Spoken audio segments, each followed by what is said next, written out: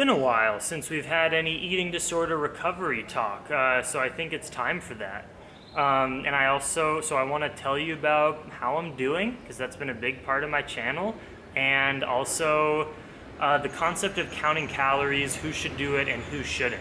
First, I want to talk about how I'm doing. Eating disorders, in my opinion, are just like any addiction. It's something that you never are cured from, you never recover from, you are constantly recovering. When I was in the depths of my eating disorder in 2012, 13, and a little bit of 14, it's already 5 years ago, it's amazing, I'm so proud of myself.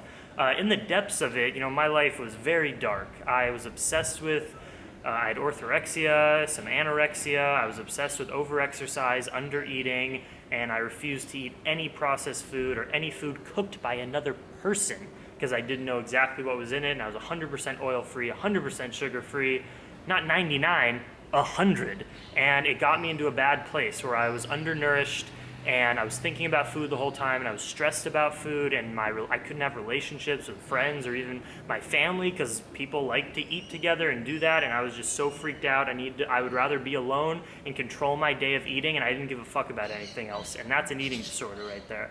And I struggled with that for 2 years. And after recovering mainly from that, and I'm much more flexible, and I still love food and love cooking food, but I'm not afraid of more unhealthy vegan foods. If it happens once in a while, that's fine, and I'm a social eater, and yeah, I'm in a much better place, but it's still a process. And what's really interesting for me in the last 6 months or a year or so, whereas the first few years of recovering and having my eating disorder, it was much more towards the restriction side. Under eating and stuff like that, small portion control. But in the last year, I would say most of my recovery has been in the opposite. It's actually been in the binge eating realm, which I never experienced for the first many years.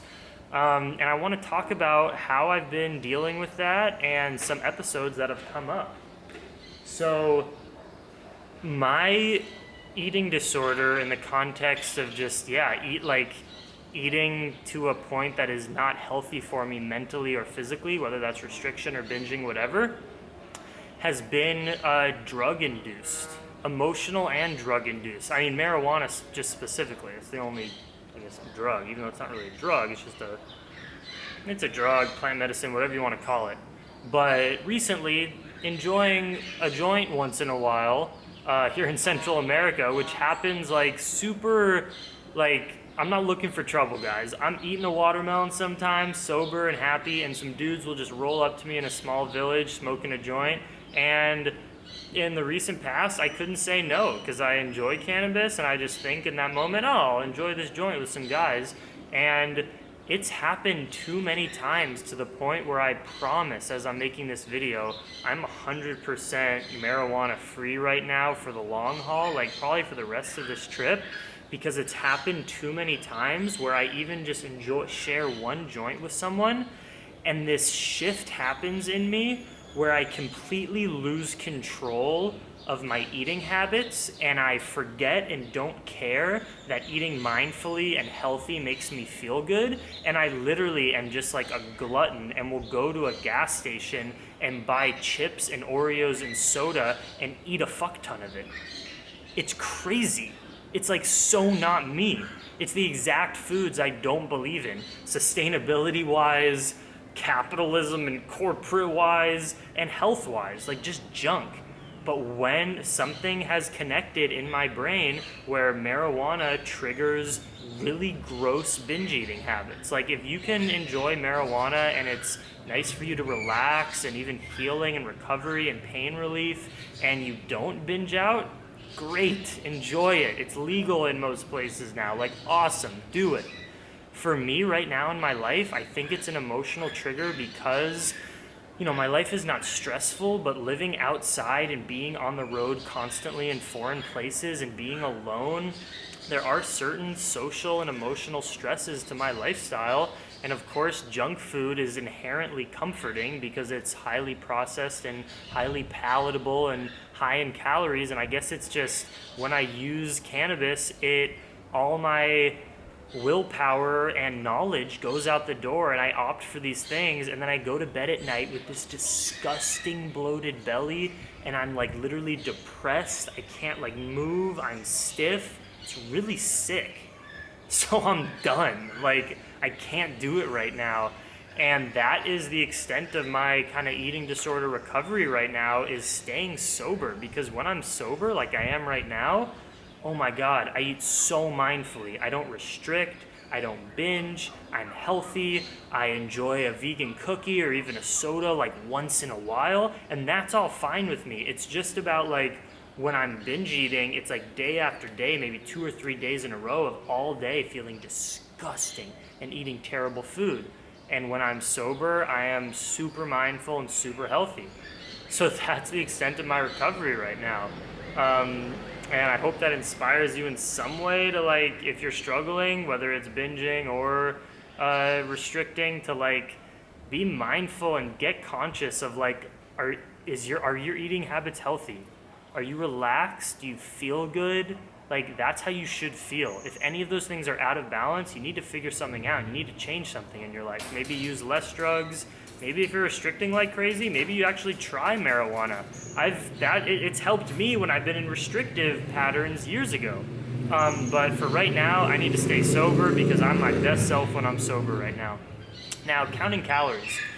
Counting calories should not be done. Sorry, I'm gonna even rephrase that. Counting calories should only be done if you have a specific goal that you need to change, meaning gain muscle and weight or lose weight, and you truly don't have the awareness or don't know calorically how to do that in your life.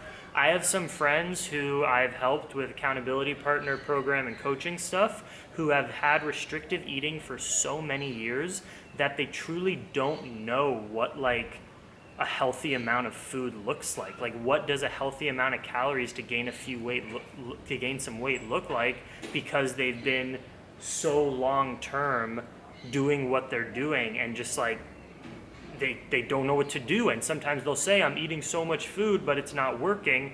And that is an example of when I think counting calories can be really beneficial.